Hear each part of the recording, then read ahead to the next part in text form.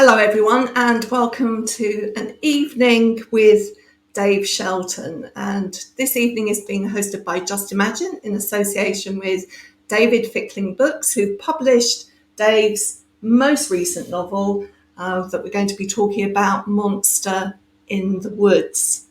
I'm going to invite Dave's editor in a moment to talk a little bit about the book before we get going.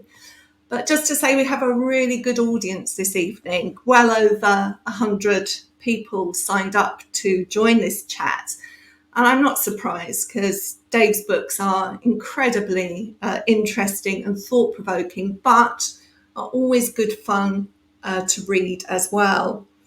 I know that we have quite a few people joining us from ARU this evening, as well as our usual group of teachers and librarians, and you're all very welcome.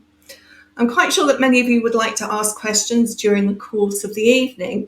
So just to let you know that after about 10-15 minutes, I will be opening the Q&A, so do look out for that.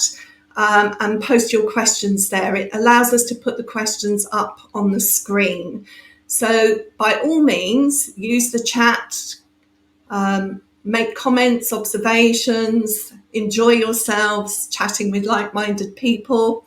That's what I love about online events. You can't do that when it's live because it's rude, but actually you can do it when it's an online event. So I really love that. Anyway, by all means, use the chat. But for questions, it would really help us if you could add those via the Q&A. So without further ado, I am going to invite Anthony Hinton from David Fickling Books, who will tell us whether...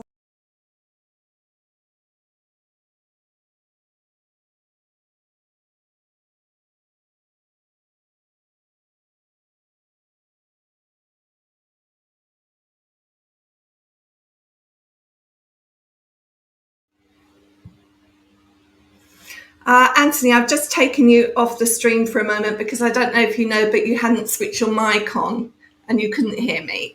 So I'm going to introduce you again, and if you don't mind turning your mic off, if you could turn your mic on, that would be great. Sorry about that, and hello everyone. My name is Anthony Hinton. I had the enormous privilege and pleasure of being Dave Shelton's editor on his amazing new book, Monster in the Woods. Dave is an incredibly rare and brilliant author and illustrator, and he uses both of those talents in an extraordinary new way in this book. It's a very rare pleasure reading a new Dave Shelton manuscript because you know a few things. You know that it is going to be one of the most original and entertaining books that you can possibly read. You know that it will be unfailingly hilarious. You know it will have illustrations to die for. And you know that if you are reading a Dave Shelton book, if you have it in your hands, you are lucky. And to get to share this book with you makes me feel very blessed. This is an astonishing book, and I know just how much effort and care Dave has put into every single part of it. The story reads like a dream. It's an incredibly easy read, but that doesn't do justice to the level of humour and profundity that Dave manages to bring to it. It is laugh out loud funny, repeatedly, over and over again. It is just a joy and a delight. But also, it's a book that when you get to the end, you'll feel happier and you will also feel a little bit wiser. Dave, as an illustrator, is someone whose talents I've admired for over a decade, since I first worked with him on the DFC comic a long time ago when Dave was making a comic called Good Dog, Bad Dog. And his background in comics and comics making is evident on every single illustration in Monster in the Woods. But I also know the level of care and attention Dave gives to every illustration to make sure it is just as funny as it could possibly be.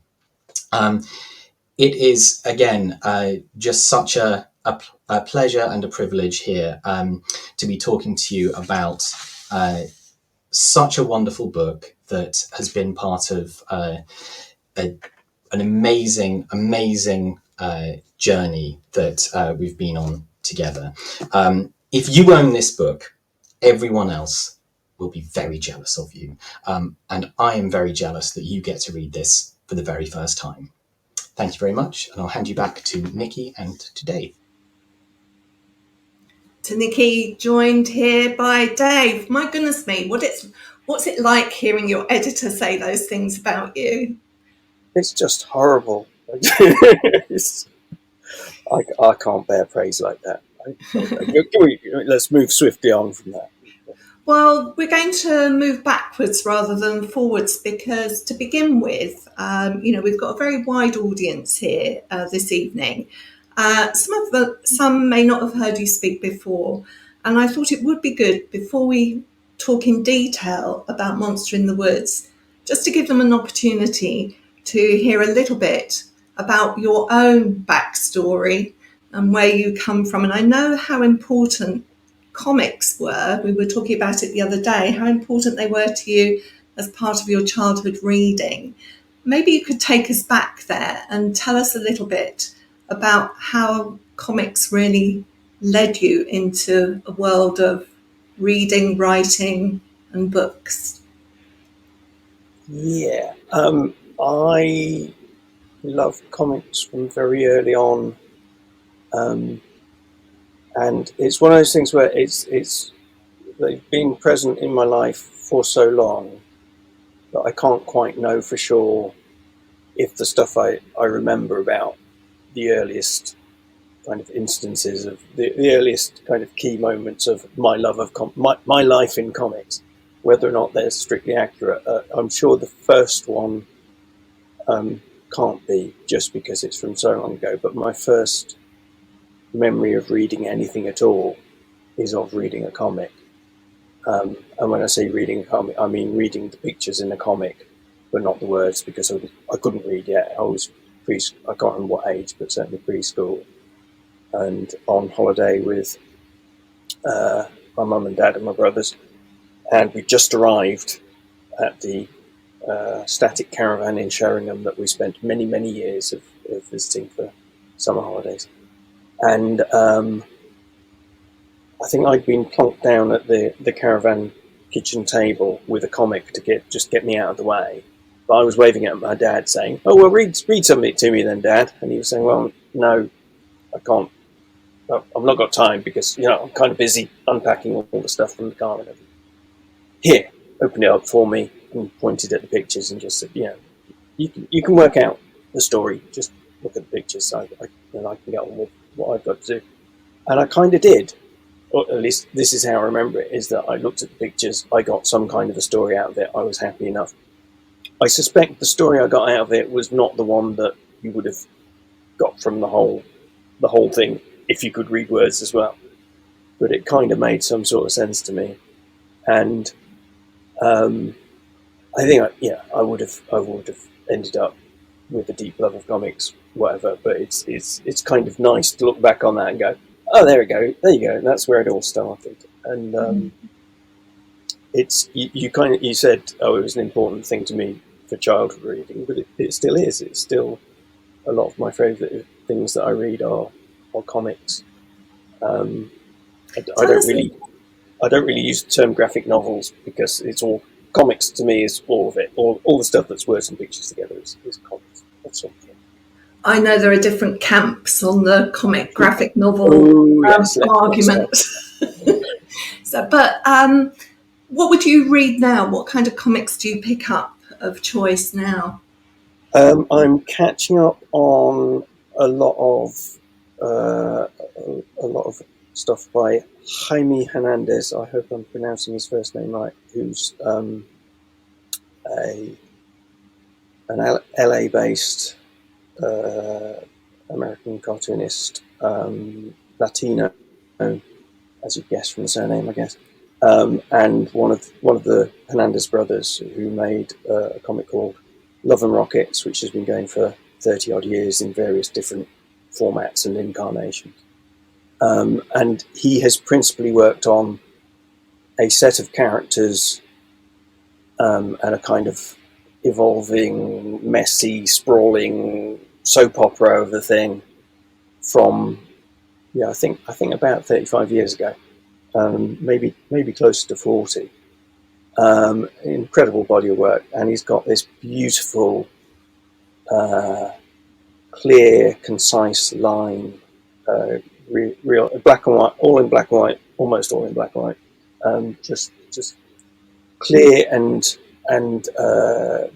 economical, with a brilliant sense of storytelling. He's a genius at what he does, and so that's the stuff I'm catching up on at the moment. But I like some of. I came up through British newsstand comics up until probably about mid-teens, and then discovered some American stuff, but that was never a big thing for me, the superheroes and stuff.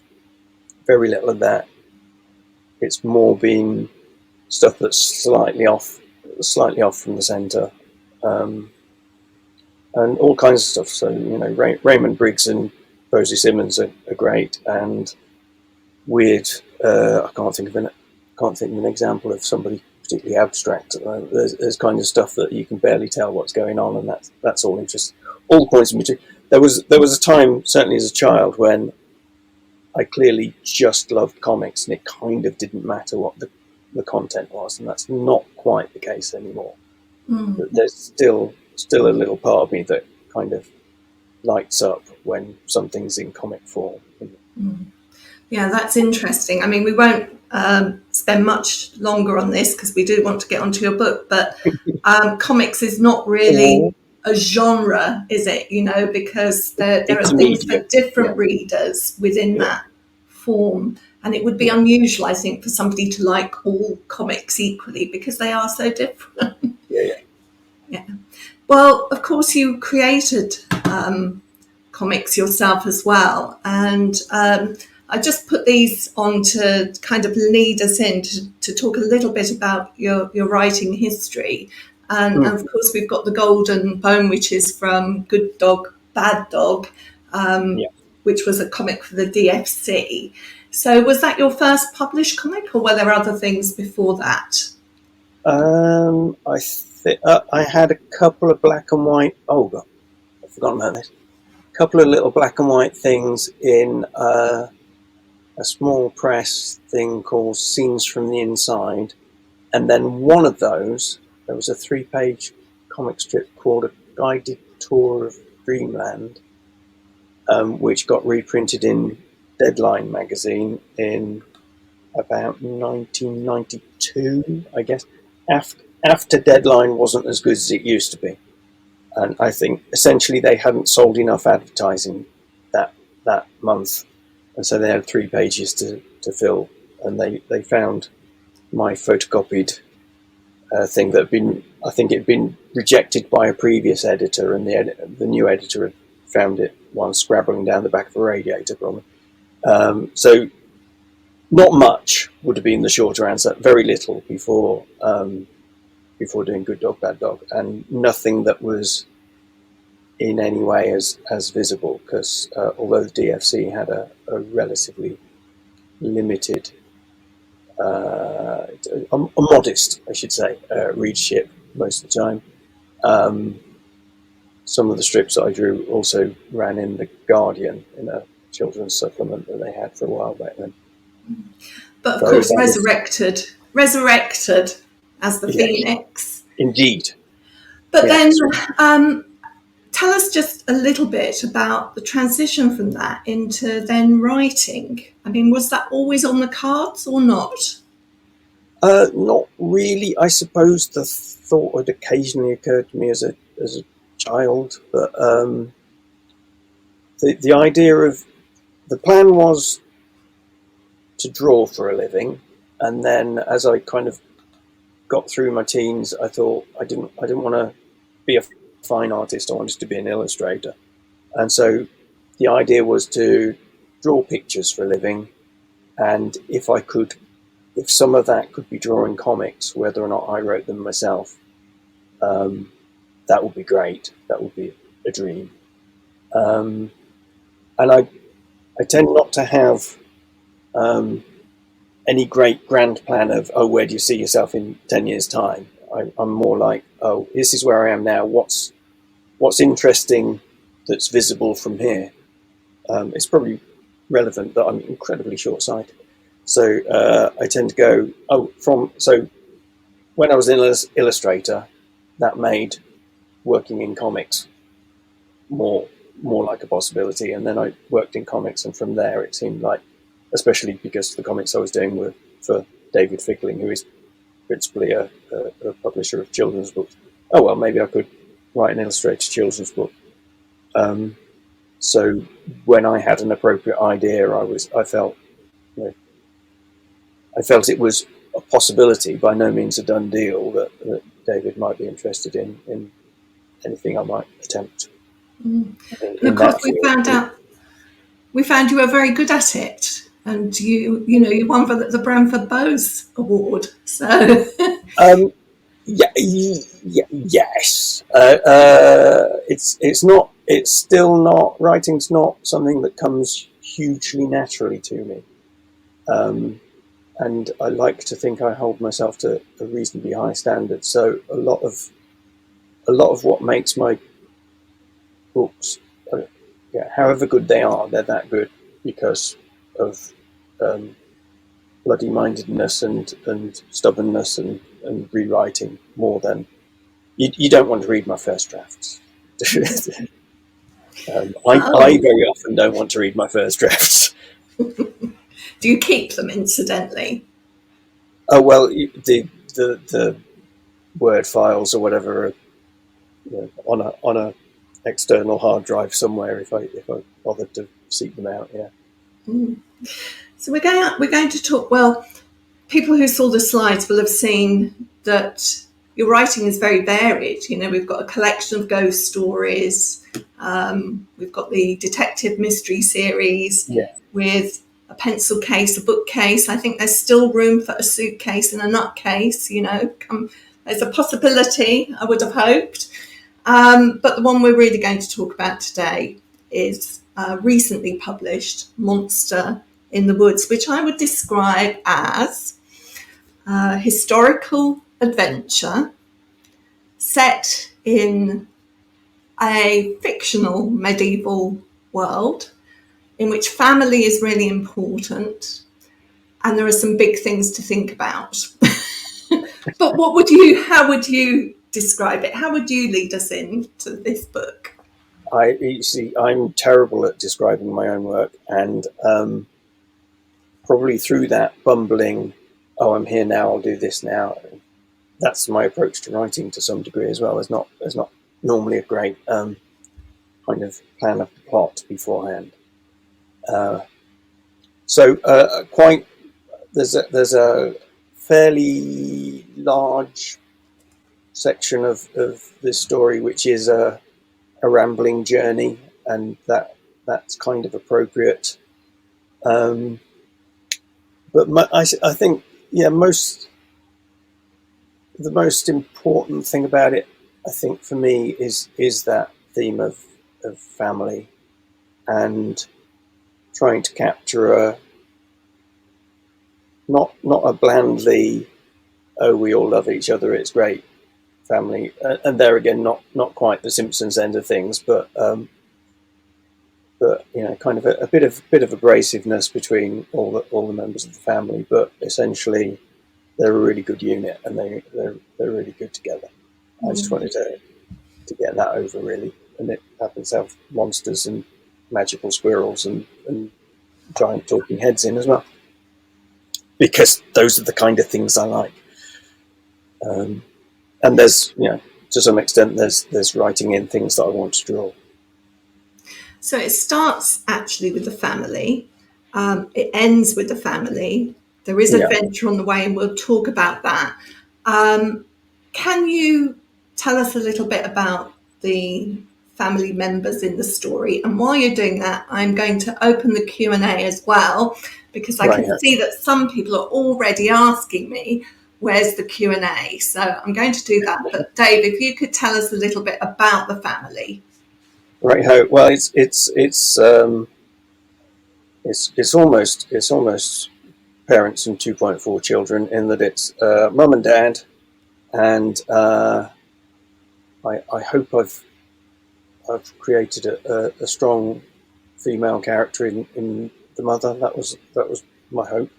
But the kids play more part in the story, I guess. And our lead character is Frith, and she's resourceful and a bit grumpy, and not always all that nice, and in particular not always all that nice to her younger brother Spuggy, who's a good sort, really, just a bit annoying, as younger brothers ought to be. And the point 4 is that they have a dog called Cabbage, and I have no idea why I called him Cabbage, but it seemed like a good name. So it's yeah. And they all live in a small medieval village called Thornville, and they're a day and a bit's ride away from the big city, which they do in Frith and Dad, and eventually Spuggy, all find themselves in at different parts of the story. We're going to talk about that journey to the big city. But before we do that, I have to say, I agree with you entirely about the mum. What a great character. And can I just say, I love the way they swear in this book. You just use the word swearing. One of the early readers of it wasn't so keen on that. And for delicate guests here, there's no swearing.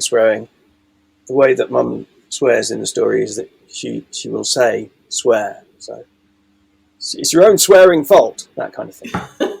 And I found it hilarious as I wrote it, and I thought not everybody will, but I think enough will, and I think it comes over all right. Yeah, but yeah, there have been one or two people who've gone, is this funny though? Is it? And if it's not, well, I laughed.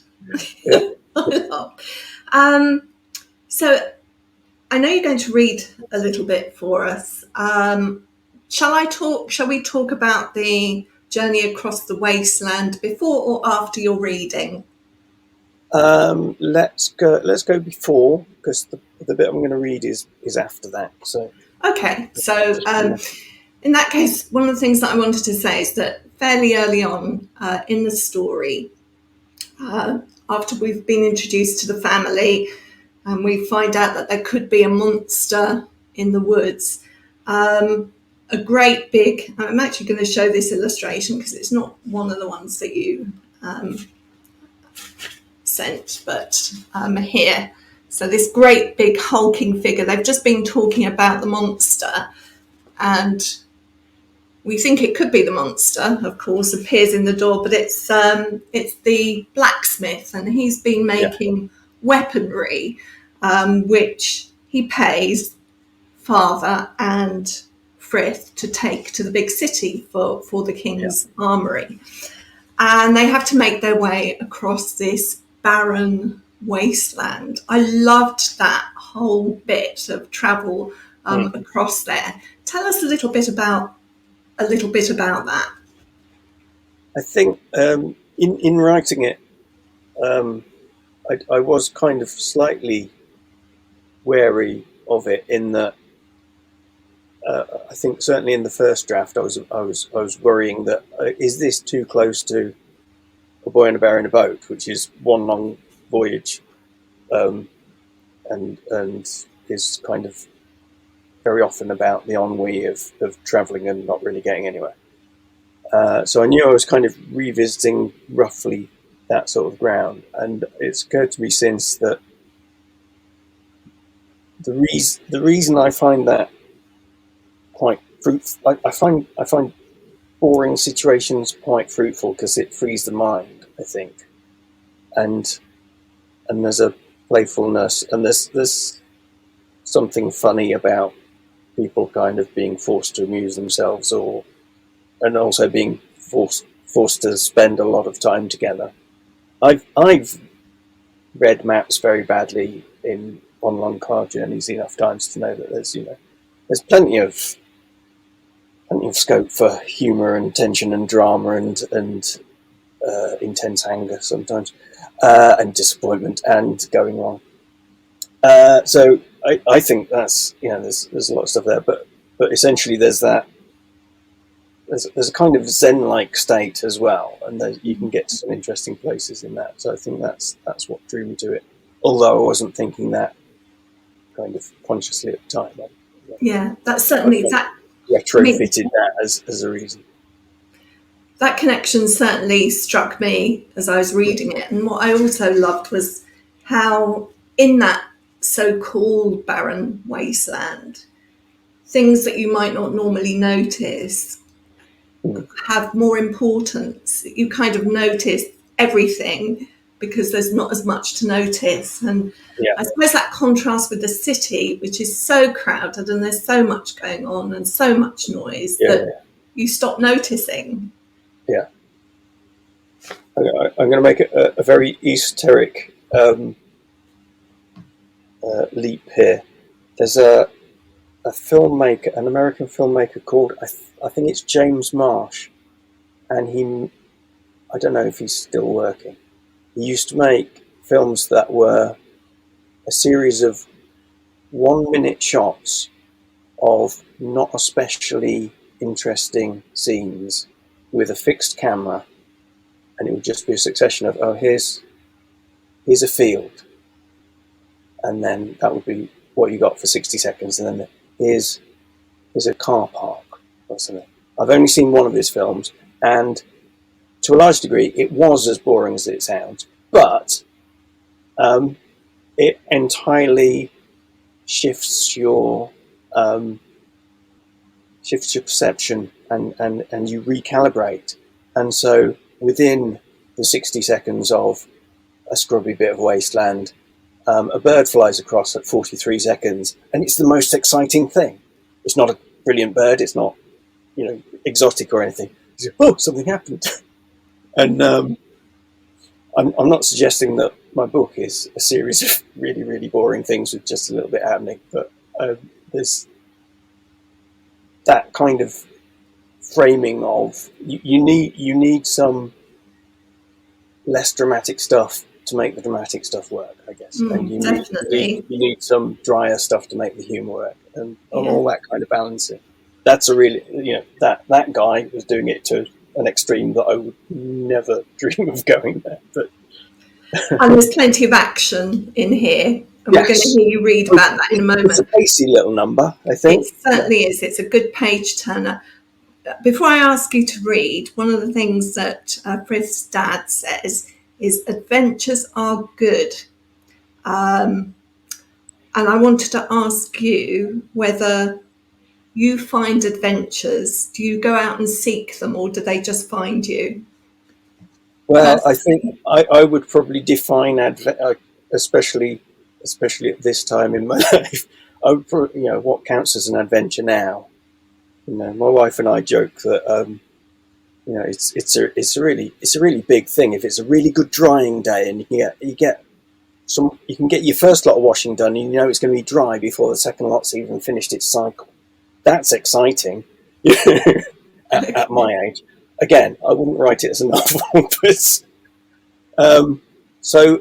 and my adventures are largely in my head, or fictional, or of a different kind. But life, it sounds kind of bland and glib, but life's an adventure. It is, and the good drying days and the almost getting killed when it's a bit tricky getting onto the A14, and all things in between. They're all different kinds of adventures, I think. Absolutely. I don't go doing extreme sports or anything, because I find no need for that. Thanks. We've got lots of questions coming in. We're going to go to those in a little while, just so that people who've asked them know that I am not ignoring them. But what I'd like to do next, Dave, is invite you to read from Monster in the Woods. Perhaps you can tell us what you're going to read. Okay. Initially, I was going to do the beginning, and then I changed my mind, and I'm going to read you a bit of chapter 33. And at this point, at the risk of... there may be some spoilers, but Frith and her brother Spuggy have been imprisoned, and they were imprisoned for a while, and now they are, through various turns of events, dressed in costumes which may or may not be a sheep and a chicken, and they're at a big kind of festival of jousting, and a big kind of jousting and other entertainments are going on, and they're aware that they're due to be, as pretty much the kind of main attraction of this, they're going to be fed to the monster of the title, and they're sitting in a kind of a dugout position with a couple of guards on a bench, with there's another chap sitting next to them. I don't know who that is. So chapter 33. The jousting went on for ages, and was, for Frith, both terrifying and boring. When it was finally over, the soldiers left the dugout as a terrible musical performance began. Spuggy stared at his chains. Frith stared at hers. Then, unable to bear the sight of the floppy chicken feet of her costume any longer, she looked over at the man sitting next to her. He was a scrawny fellow in a scruffy red and yellow costume, and he looked even more afraid than Frith felt. His legs were trembling, his head was twitching, sweat ran down his forehead, and his lips moved as if muttering a prayer. Frith reached over and laid a hand on his shoulder. "Are you okay?" He flinched at her touch, yelped, and turned to her in alarm. Who?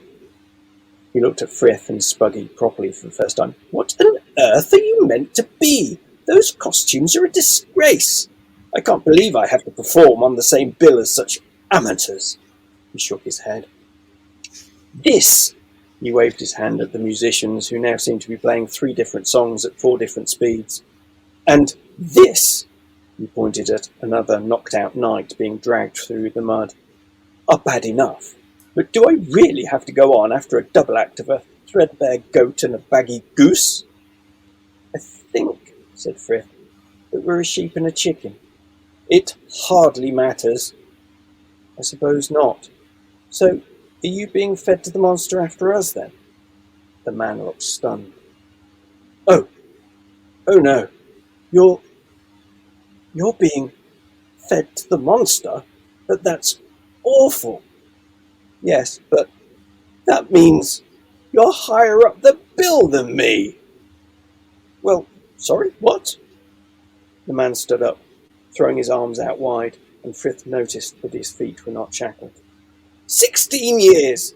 16 years I've been a professional jester, honing my craft, stealing only the best jokes, working tirelessly on my delivery.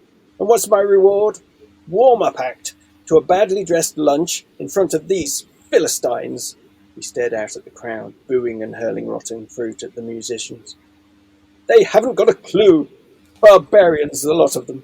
My comedy is the finest in the kingdom, sophisticated like a fine wine, daring as the bravest knight, as finely crafted as a well-made, cart?" suggested Frith. "I suppose.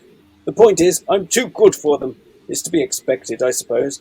I'm so ahead of my time, I can't expect these peasants to appreciate me. But it's just, sometimes, you know, however much I'm paid, and however lavishly they feed me, and however many times I'm told how wonderful I am."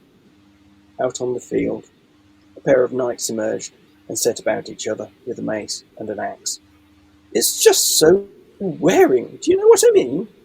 The jester collapsed back down onto the bench and began to bite at his nails. "It must be awful," said Spuggy flatly. "Mum and Dad are out there," said Frith after a while.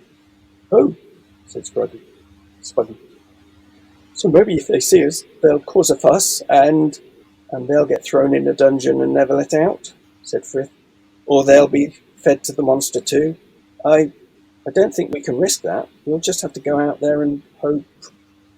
Frith couldn't think of anything to hope. That the monster dies of old age before it eats us? Will you two please shut up? Frith and Spuggy stared darkly at the jester. I'm trying to run through my routine, and all your jabbering is ruining my concentration. Well, I'm very sorry, I'm sure, said Frith. I mean, we'll be out there getting eaten soon, and we're maybe just a tiny bit upset about it. But we wouldn't want to put you off practicing your oh-so-clever jokes. It's so much harder for you. Well, it is, actually, if you think about it. How do you work that out? Well, you've got it easy, haven't you? How many lines do you need to learn? Please, no. Oh, the pain. That's about it, isn't it? Just thrash about a bit and scream. Piece of cake for you. Those idiots will just lap it up, whatever you do. One word out of place for me, and it's disaster. No wonder I'm a slave to nerves. You're nervous? Frith shut up.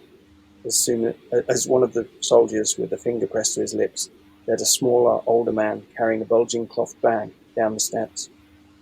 Bit of hush, said the soldier, pointing at the knight displaying his skills out on the field.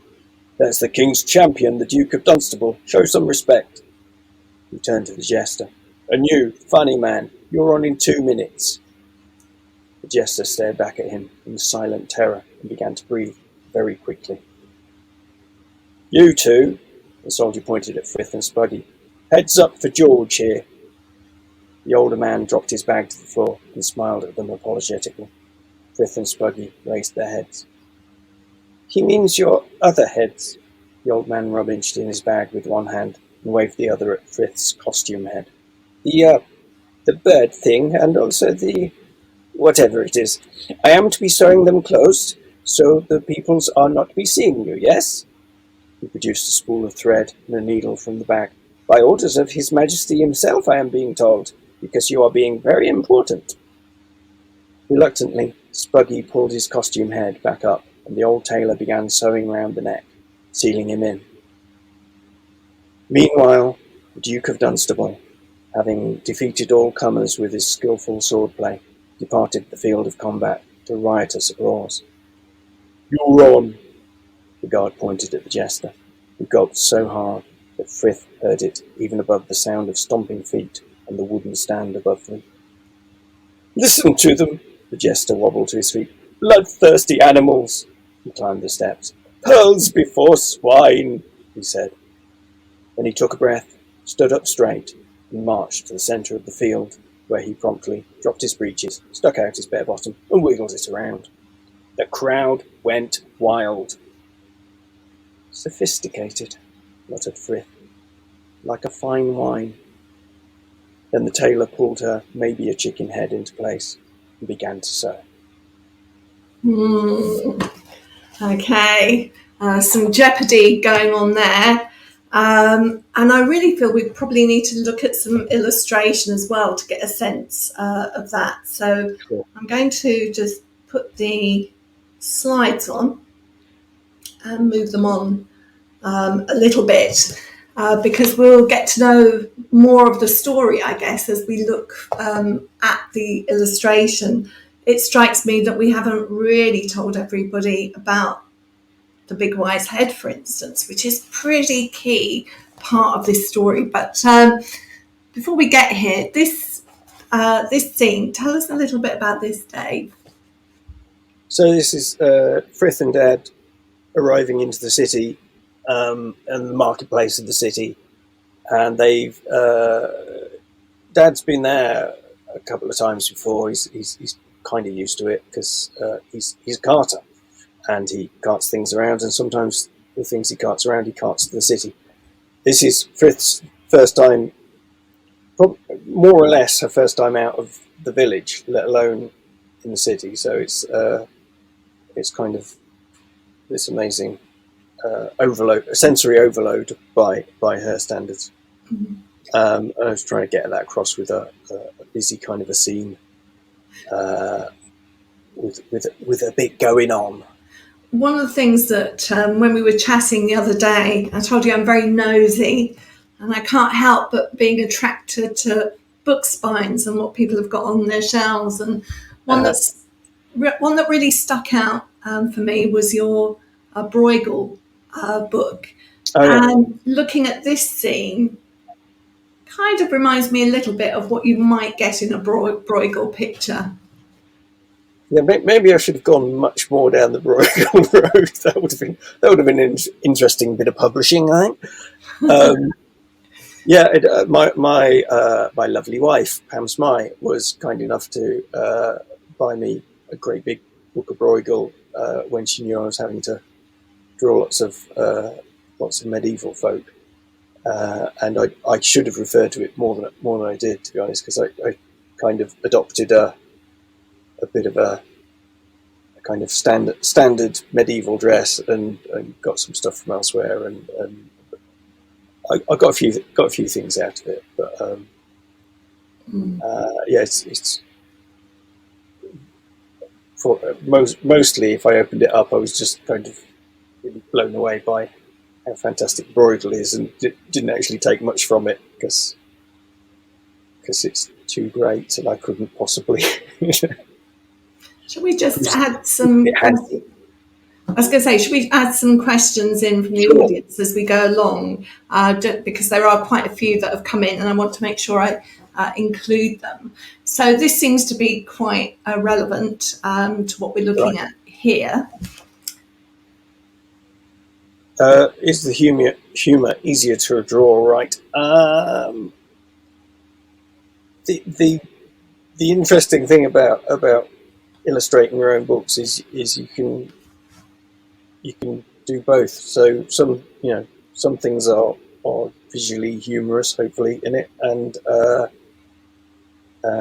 some of it is the humour just comes from dialogue, or what's hard is doing the other thing in the wrong medium. So I've occasionally tried to write slapstick, and that's quite hard. It's much easier to draw it, or if you're working in another medium, again, it works best with the actual movement and film and stuff. But I would say, on the whole, having said all that, it's probably a bit easier to write, because getting the exact... I tend to end up fiddling with tiny details in my pursuit of the right funny expression or the right funny pose, and that can get very time consuming. It's interesting because some humour will only work verbally. But for instance, what we were talking about earlier with the swearing, that can only really work verbally. Yeah. I think the other thing is that probably in both cases, the funniest bits are the bits that came easiest, and the harder bits were the stuff you need around it to make it work. And you'll be drawing and redrawing a thing that nobody's going to really look at very closely, but it needs to be right for the thing that they're going to notice to work properly. Mm-hmm. And it's the same with drawings and the words. That there's a lot goes into a lot of the stuff that nobody's kind of going to care about for itself, but which really needs to be there. The structural stuff is the stuff that's harder to do and harder to kind of do concisely, so it's not getting in the way too much.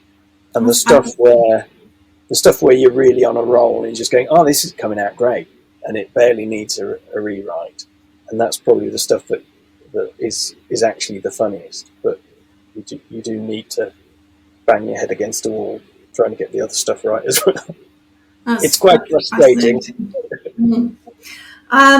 I must ask, because Rose asked me, or has put in the chat, who was the filmmaker that you mentioned. So if you wouldn't mind just giving us a quick name check there. I think his name is James Marsh, but I could be misremembering that. He did, one of his films is Los, L-O-S, because it's Los Angeles. So if you look up Los on IMDb, you'll probably find him. Great. Whether or not you'll be in any way able to access seeing anything of his. I'm not sure. So here we are going to introduce the big wise head, which Frith first meets on the journey through the barren wasteland on the way to the city. That's the first encounter. This image is not actually from that first trip, but is on their return journey, I think. I'm glad you knew that, because I can't remember.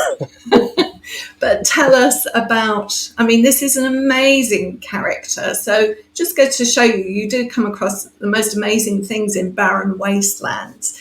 But maybe we've said a little bit, but say a bit more about this big wise head. I've very often liked playing around with scale, and I just, sometimes it's just a strong image that's maybe come from a sketchbook drawing. I don't quite know what it is, and then it gets its way into a story, and I have to make sense of it. And why is there a great big head sticking out of the ground in the middle of the barren wasteland? And eventually, as I wrote and rewrote, things tied together, and it kind of made sense in what I hope is quite a pleasing way. It does. Again, I do things, and then I realise the reasons I've done them later. The image of a small figure with a great big head sticking out of the ground is something that I realised afterwards I'd drawn before, years and years ago, like 20 or so years ago, just in a sketchbook, and it found its way into. I used to make little. I've got some examples here, but not the appropriate one. Little photocopied booklets with kind of a bit of text and an image of it. And in one of those, I'd drawn a big head with a smaller figure, and it had kind of, I think that had maybe stuck in my head. And I realised, talking to you earlier, that in turn probably came from. I really loved Terry Gilliam for a long while, and in particular Time Bandits, one of his earliest films. And there's a bit in that where there's a ship on the sea, and then eventually it's revealed that this ship is the hat of a giant, and the giant comes out of the water, and our characters who we've seen being, kind of filling the frame, are suddenly these tiny characters trying to stay on the ship as this giant comes out of the water. I think there's quite a bit of Gilliam in my attitude to the barren wasteland in general, and the big wise head in particular. There's quite a lot when people do get the chance to read the book. I was constantly being drawn to look at things that are small, because in a sense the whole story is almost a David and Goliath, the small person against the big king, and that you've even got a slingshot kind of image in there that conjures that up to some extent. How had I not thought about that before you said it now? There's a quote here. Frith felt very small, and she wondered for the first time where she belonged in it all, her thinking about her place in the world, which contrasted for me with something very close to the end of the book, where she's fallen to the ground, and she says there was an ant, or the text says there was an ant climbing to the top of one blade of grass, and in that moment, that was her whole world. She becomes like a big head herself for that ant on that blade of grass. And also, I think I hadn't thought about the scale thing in relation to that, but that absolutely makes sense too. That's that thing of kind of stopping time a little bit and focusing in on a not particularly relevant detail is something I've noted and enjoyed in other people's work and stole for that. And it's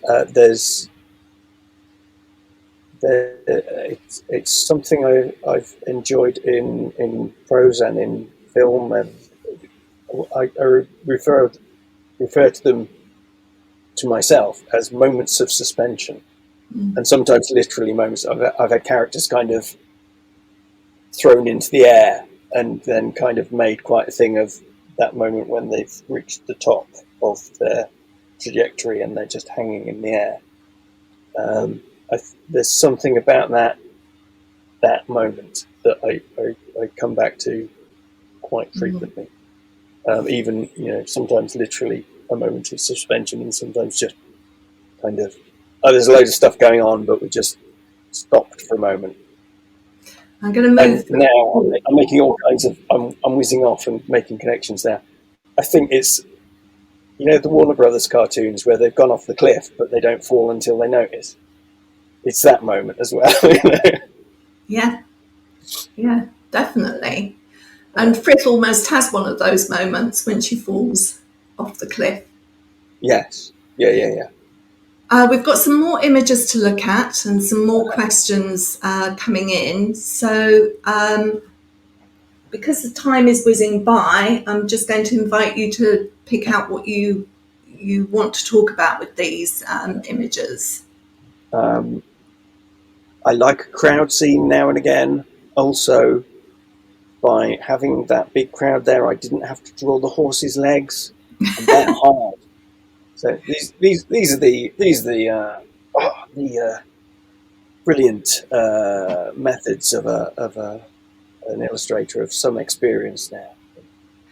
Tell us about why, because what strikes me is, of course, the crowd. Everybody's looking at Frith and her father, except one face which you've turned backwards to the viewer. I don't know, and that was something that was picked up editorially, saying, "Do you really want to do that? It's kind of breaking the fourth wall a bit, and you've not done that elsewhere. So why?" And I think it's probably just that everybody else, you can't see their faces properly. I wanted to draw a face. I don't think there's anything more to it than that.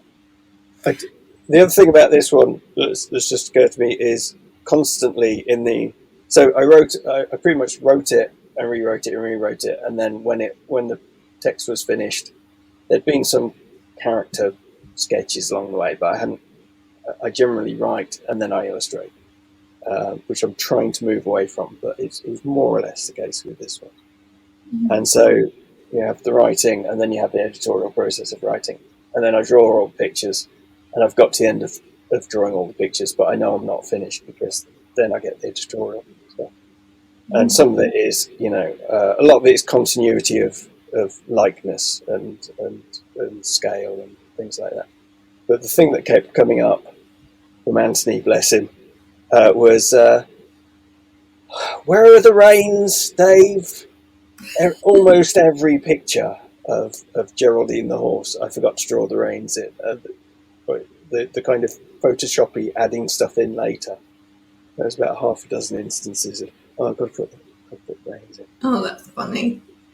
I'm not sure where our first picture of the monster comes up, but this is in the sort of town hall where we create our own monsters, don't we? I mean, that's what's going on here. And that's it's kind of a theme that maybe I didn't take up as much as the whole book. When the first idea I had, I thought, that'll make a nice little picture book, and it was a simpler kind of thing it was essentially going to be a thinly disguised character assassination of Donald Trump, really, but using a metaphor of monsters, and that thing of paranoia and deliberately being fed lies to stoke your fears and divert your attention was a theme that's in there, but not as much as it might have been. And this is what's happening in this scene. The kind of crowd psychology is making them all amplify their own fears and their own monsters. So and it was an excellence to draw a bunch of monsters, which I enjoyed. So here's one of our audience questions. So we will see the monster in a little while in another image, but I thought I should put that question up. There's the monster on the front cover. And this question is, did you go through lots of designs for your monster? Not that many this time. I think that because there was my proposal for the whole book was 2 sides of A4 with some handwritten stuff about what the story might be about, and a handful of illustrations, including one of the monster. And it would stand out as being wrong if that original illustration was in the book, but it didn't stray that far. It was kind of honing details. I do have this terrible habit of writing stuff, and then this is why I want to do it more all in one go in future. I write stuff, and then when I come to illustrate it, I realise what I have written makes no sense. Spatial stuff doesn't work. That character was, the way I described them, they were clearly about 10 foot tall previously, and now they need to be 30, and that's not going to fly if I'm drawing the pictures. So there's sometimes tweaking to the text to correct my mistakes that I only realise when I come to drawing. That might link to this question from Megan, actually. When you're developing a story, do you begin with the writing or the illustration, or do you simultaneously develop the imagery and the story? And I suppose whether or not that's developed from your first novel to how you work now. Yeah, it's mostly for the books I've written. With A Boy and a Bear, and I think it's true to say Monster in the Woods, there was kind of a little bit of doodling, not much more than doodling. Really quite bad drawings, very quick, very small, that kind of sparked off some of the key ideas. And then I wrote it, and then I drew things properly. There's not a lot of stuff happening in parallel, but as I say, that's something I want to work towards, and also to really integrate those two things together. Not necessarily as comics, which is another way, obviously, of having your words and pictures working together, but I want to bring them together a bit more because I want to carry on doing both. So.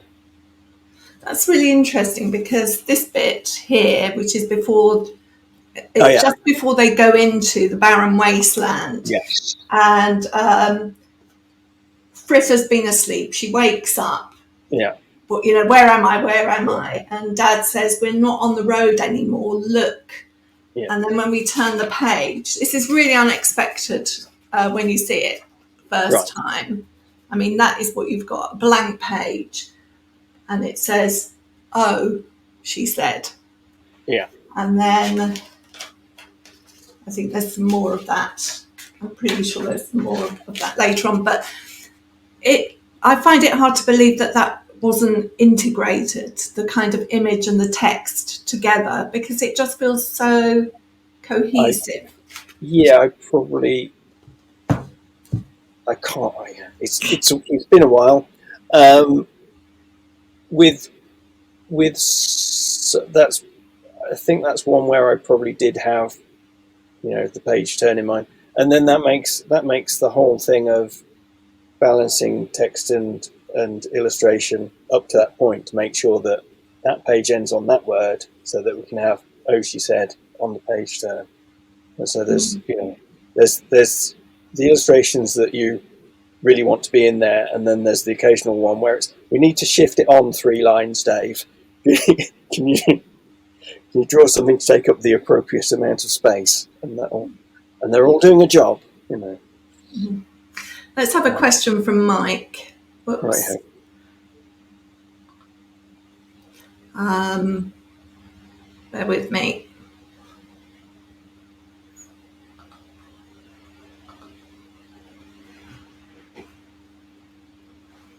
Oh. I'm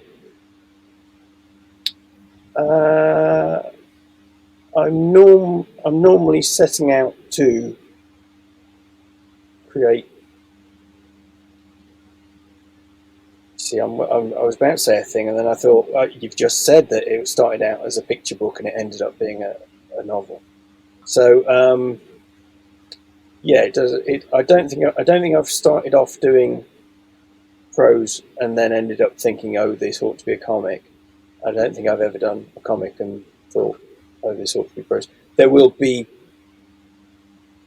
in longer works. There will be bits where you think, well, this might as well be the other thing.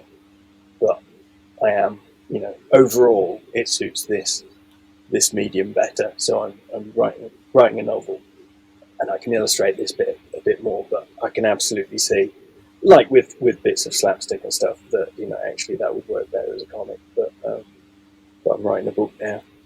But normally I'm pretty set on what it's going to be.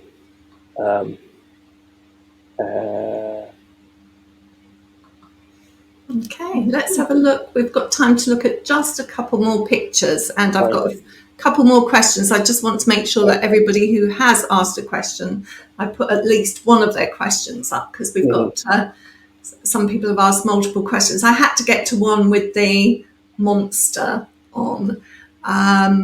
We've already had a question about how many drafts you went through.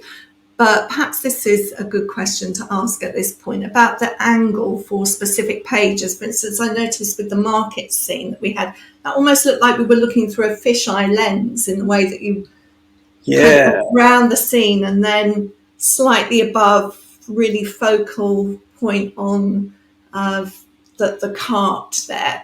But tell us a little bit about, the angles, and it's so image specific, isn't it, though, that it's hard to talk about it without talking about a particular image. What about this one?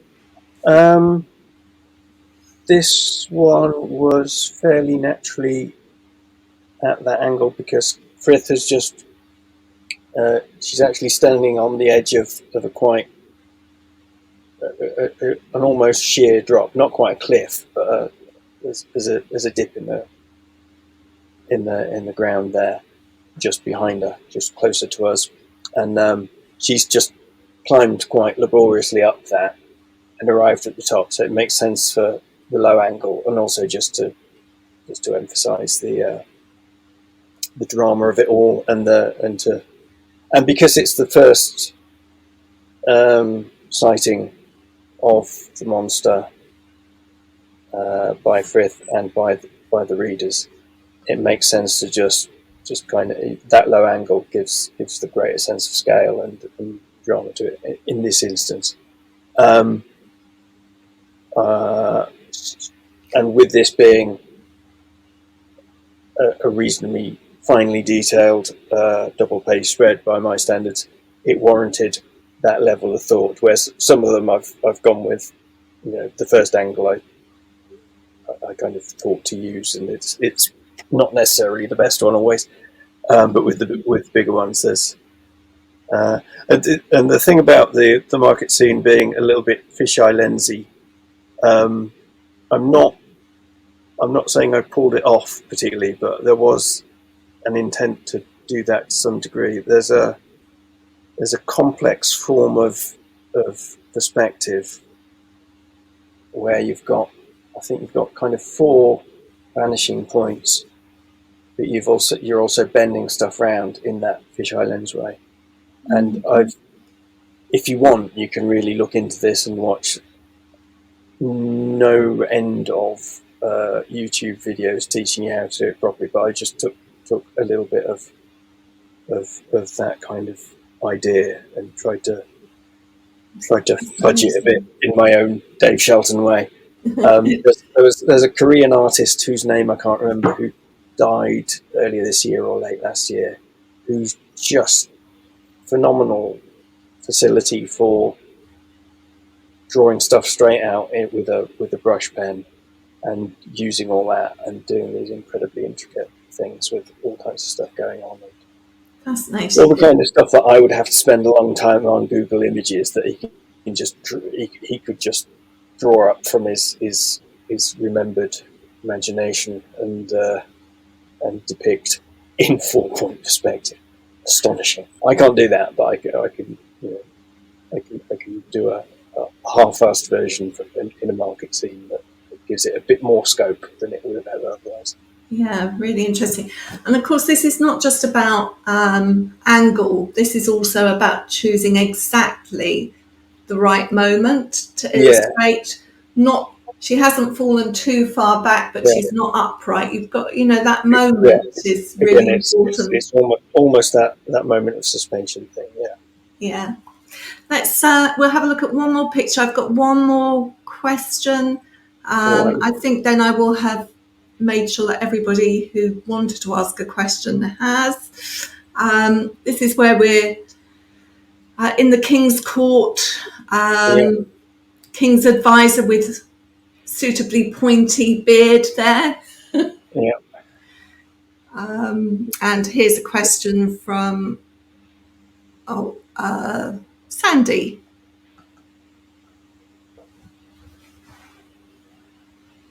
Yeah, too long. Too long. Get Anthony back and he'll tell you how too long I take.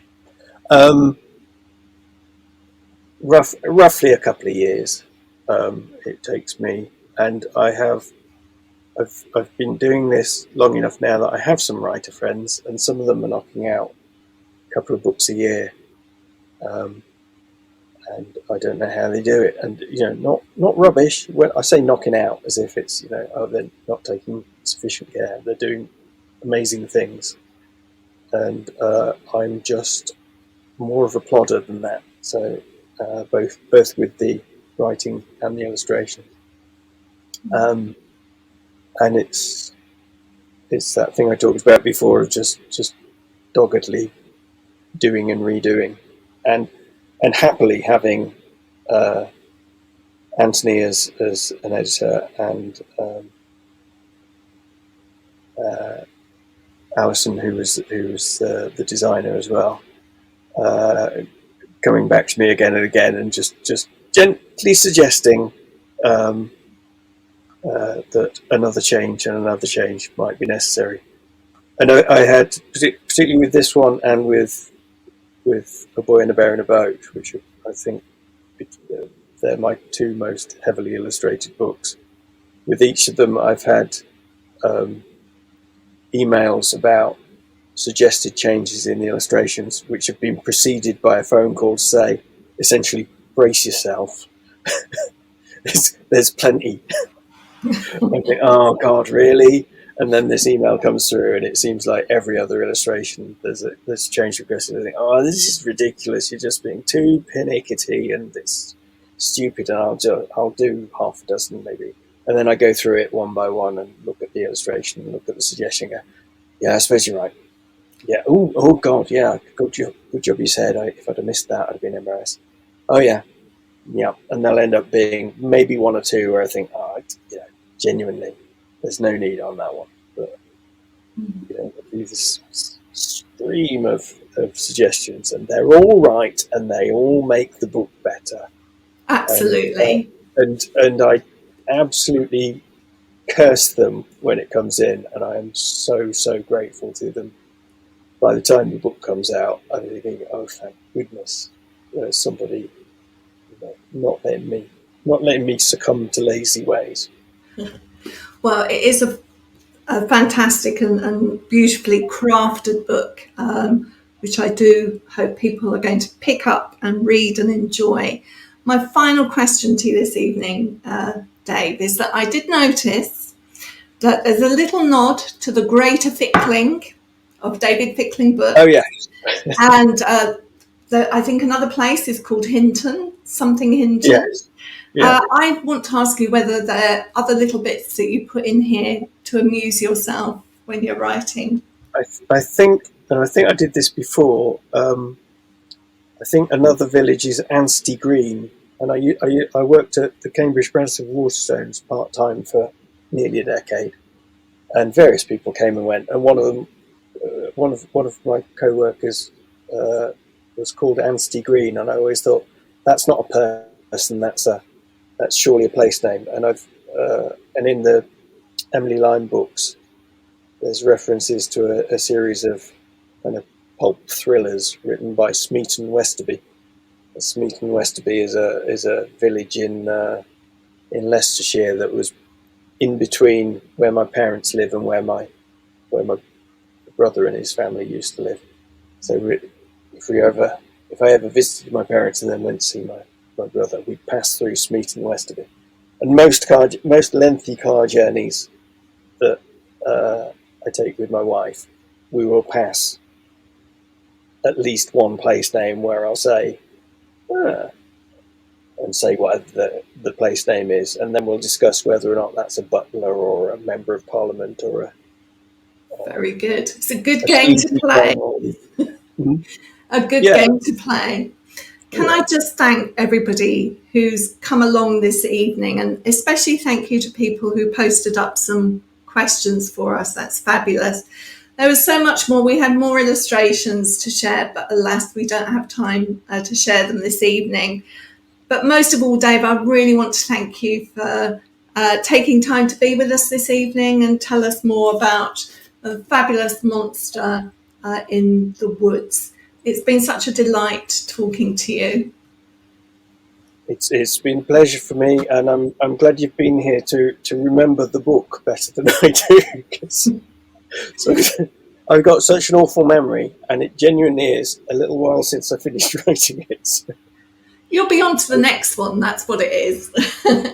So thank you everybody for coming along, and we hope that we will see you again soon. Good night. Thanks so much.